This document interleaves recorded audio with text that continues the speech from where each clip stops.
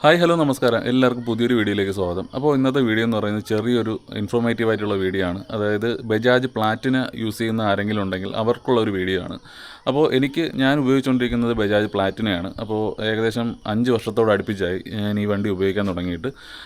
ഏകദേശം 1,25,000 കിലോമീറ്റർ നിലവിലായിട്ടുണ്ട്. അപ്പോൾ 1,25,000 കിലോമീറ്റർ ആയി എത്തി നിൽക്കുന്ന ഈ ഒരു സമയത്ത് എനിക്ക് കുറച്ച് പണികൾ കിട്ടിയിട്ടുണ്ട്. എന്ന് പറഞ്ഞാൽ നമുക്ക് ക്ലച്ച് 2 പ്രാവശ്യം മാറി, പിന്നെ ക്ലച്ച് കേബിള്, ആക്സിലേറ്റർ കേബിൾ, അങ്ങനെയുള്ള സംഭവങ്ങളൊക്കെ മാറി. അതൊക്കെ നമ്മൾ ഈ വണ്ടിയുടെ ഓട്ടത്തിൽ പഴകി പ്രശ്നങ്ങൾ വരുന്നതാണ്. അത് മാറിക്കഴിഞ്ഞാൽ ആ ഒരു ഇഷ്യൂ അങ്ങ് മാറും. അപ്പോൾ എനിക്ക് ഇപ്പം മേജറായിട്ടൊരു ഇഷ്യൂ വന്നിട്ടുണ്ടായിരുന്നു. നമ്മൾ വണ്ടി ഓടിക്കുന്ന സമയത്ത് നല്ലൊരു മിസ്സിങ് വരും. അതായത് നമ്മൾ പെട്രോൾ തീർന്ന്, ഫുൾ ടാങ്ക് പെട്രോൾ ആണെങ്കിൽ കൂടി നമ്മൾ പെട്രോൾ തീർന്ന് നിൽക്കുന്ന പോലുള്ള, നമ്മൾ ഓടിക്കൊണ്ടിരിക്കുന്ന സമയത്ത് പെട്രോൾ തീർന്ന് നിൽക്കുന്ന പോലുള്ള ഒരു മിസ്സിങ് വരുമായിരുന്നു.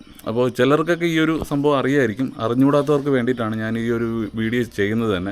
എന്തൊക്കെ പ്രശ്നങ്ങൾ വന്നു കഴിഞ്ഞാൽ നമുക്ക് മിസ്സിങ് വരാം. അതായത് നമ്മൾ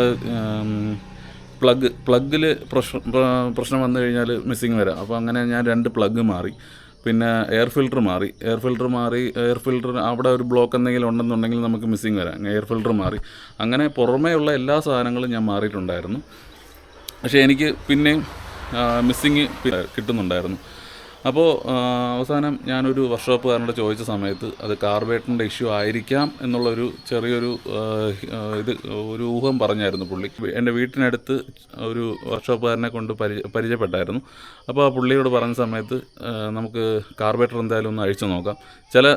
ചില സ്ഥലങ്ങളിൽ പറഞ്ഞായിരുന്നു കാർബേറ്റർ അഴിക്കുന്ന കുറച്ച് പ്രശ്നമാണ്. എന്തെങ്കിലും പറ്റിക്കഴിഞ്ഞാൽ ചിലപ്പം സെൻസറൊക്കെ വരുന്നതുകൊണ്ട് ചിലപ്പോൾ പണി കിട്ടാനുള്ള ചാൻസ് ഉണ്ട്. അതുകൊണ്ടാണ് നിങ്ങൾ ഒരു ദിവസം വെച്ചിട്ട് അവർ പതുക്കെ നോക്കി കണ്ടൊക്കെ ഇളക്കി നോക്കിയിട്ട് പറയാമെന്ന് പറയുന്നത്. അങ്ങനെ ഞാൻ കാർബേറ്റർ അഴിക്കാൻ വേണ്ടിയിട്ട് ഞാൻ ഈ പറഞ്ഞ ഈ ഒരു മെക്കാനിക്കിൻ്റെ അടുത്ത് കൊണ്ടുപോയി. അങ്ങനെ പുള്ളി കാർബേറ്റർ അഴിച്ചു. എല്ലാം ചടപടയെന്ന് ഒരു 5 മിനിറ്റ് കൊണ്ട് തന്നെ കാർബേറ്റർ എല്ലാം അഴിച്ച് കയ്യിലെടുത്തു.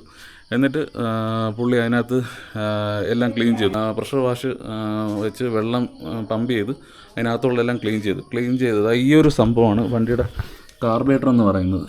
ഇതാണ് ഈ സാധനമാണ്. അപ്പോൾ ഇവിടെ ഒരു ലോക്കുണ്ട്. ഇതിൻ്റെ പുറകിലും ഒരു ലോക്കുണ്ട്. ഈ രണ്ട് ലോക്ക് ഇളക്കി കഴിഞ്ഞാലാണ് ഈ സാധനം സെറ്റോടെ ഇങ്ങനെ ഇളകി വരും.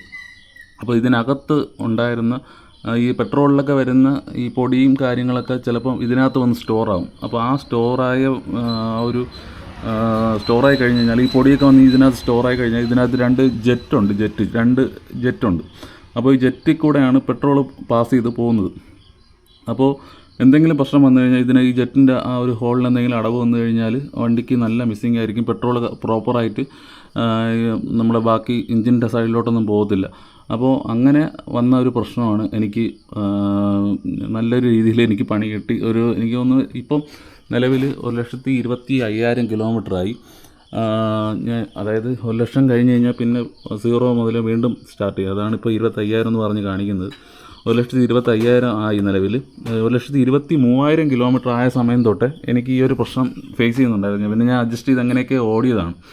അങ്ങനെ അവസാനം ഈ ഒരു പാർട്ട് ഇളക്കി ക്ലീൻ ചെയ്ത സമയത്ത് എൻ്റെ ആ ഒരു വണ്ടിയുടെ ആ ഒരു ഇഷ്യൂ റെഡിയായി. അപ്പോൾ ഞാൻ ഈ വീഡിയോ ചെയ്യുന്നത് ചിലർക്ക് അറിയായിരിക്കും, ചിലർക്ക് ഞാൻ ഈ പറയുന്നത് അയ്യോ ഇത് ചുമ്മാ പറയേണ്ട കാര്യമില്ല, എല്ലാവർക്കും അറിയാമെന്നുള്ള കാര്യമല്ലേ എന്നുള്ള രീതിയിൽ തോന്നിയേക്കാം. അപ്പോൾ ഞാൻ ഈ പറയുന്നത് അറിഞ്ഞുകൂടാത്തവർക്ക് വേണ്ടിയിട്ടാണ്. ചിലപ്പം ഈ ഒരു ഇഷ്യൂ ഫേസ് ചെയ്യുന്ന ആരെങ്കിലും ഉണ്ടാവാം. ഈ ഒരു മിസ്സിങ് ഫേസ് ചെയ്ത് ഇതുവരെ റെഡിയാക്കാൻ പറ്റാതെ എന്താണ് ഇഷ്യൂ എന്നുള്ളതൊന്നും റെഡിയാക്കാൻ പറ്റാതെ ഇരിക്കുന്ന ചിലരുണ്ടാവാം. അപ്പോൾ അവർക്ക് മനസ്സിലാകാൻ വേണ്ടിയിട്ടാണ് ഈ ഒരു വീഡിയോ ചെയ്തത്. അപ്പോൾ ഇതൊരു കുഞ്ഞു വീഡിയോ, വേറെ പ്രത്യേകിച്ച് കാര്യങ്ങളൊന്നുമില്ല. ഈ ഒരു കാര്യം പറയാൻ വേണ്ടിയിട്ടാണ് നമ്മൾ ഈ ഒരു വീഡിയോ ഷൂട്ട് ചെയ്തത്. അപ്പോൾ ബജാജ് പ്ലാറ്റിന ഉപയോഗിക്കുന്ന ആരെങ്കിലും ഈ ഒരു ഇഷ്യൂ ഫേസ് ചെയ്യുന്നുണ്ടെങ്കിൽ ഇതാണ് സംഭവം. ജസ്റ്റ് നല്ലൊരു മെക്കാനിക്കിനെ കൊണ്ടുപോയി കാണിച്ച് കാർബറേറ്റർ ഇളക്കി ക്ലീൻ ചെയ്ത് കഴിഞ്ഞാൽ ഈ വണ്ടിയുടെ മിസ്സിങ് ഇഷ്യൂ മാറിക്കിട്ടും. അപ്പോൾ ഇത്രയും പറഞ്ഞുകൊണ്ട് ഈ ഒരു കുഞ്ഞു വീഡിയോ ഇവിടെ വെച്ച് വൈൻഡപ്പ് ചെയ്യുകയാണ്. പുതിയൊരു വീഡിയോ ആയിട്ട് വീണ്ടും കാണാം. അതുവരേക്കും ബൈ.